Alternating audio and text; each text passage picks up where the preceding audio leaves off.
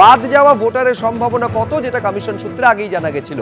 মলয় ঘটকের কেন্দ্র আসানসোল উত্তরে 42,599, শশী বাজার কেন্দ্র শ্যামপুকুরে 42,303, অরূপ বিশ্বাসের কেন্দ্র টালিগঞ্জে 35,309, মদন মিত্রর কেন্দ্র কামারহাটিতে 35,191 এবং চন্দ্রিমা ভট্টাচার্য তার কেন্দ্র দমদম উত্তরে 33,912।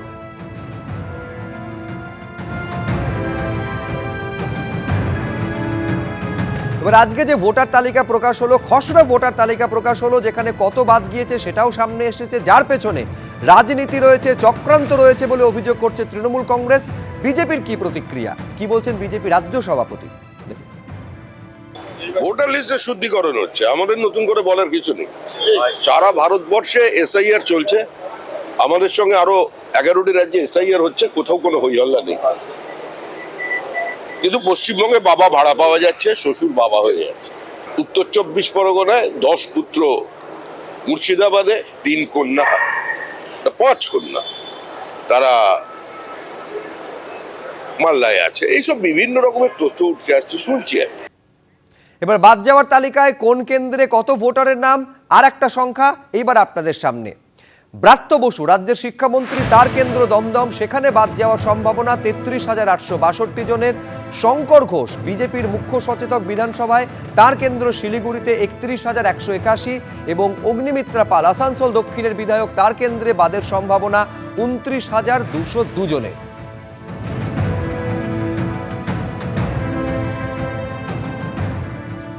বিজেপি একটা চক্রান্ত করছে, বাংলায় ওরা জিততে পারবে না জেনে নির্বাচন কমিশনের সাহায্যে ওরা এসআইআরকে ব্যবহার করার চেষ্টা করছে। আমরা শেষ পর্যন্ত লড়াই করব, তার কারণ এখনো 6 নম্বর ফর্মে ভোটার অন্তর্ভুক্তির সুযোগ আছে, আর ম্যাচিংয়েরও সুযোগ আছে। আমরা পুরোপুরি চেষ্টা করব, সমস্ত ভারতীয় ভোটারদের নাম অন্তর্ভুক্ত করতে হবে, ত্রুটিমুক্ত ভোটার লিস্ট তৈরি করতে হবে। এই লড়াই চলবে।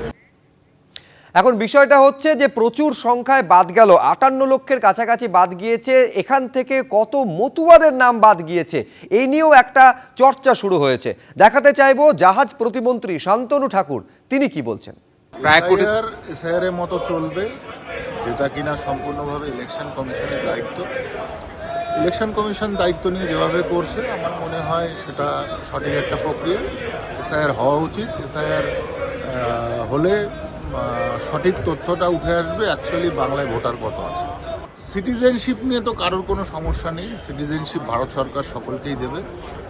এখন সেটা সময়ের অপেক্ষা, কেননা এত বড় একটা লেন্দি প্রসেস এত শর্ট টাইমে যদি চাওয়া হয় তাহলে সেটা দেওয়া সম্ভব নয়। যার জন্য লেন্দি প্রসেসে কেন্দ্রীয় সরকার গৃহ মন্ত্রণালয় থেকে অবশ্যই সেই যে সিটিজেনশিপের ব্যাপারটা আছে সেটা কমপ্লিট করবে। না, সিটিজেনশিপ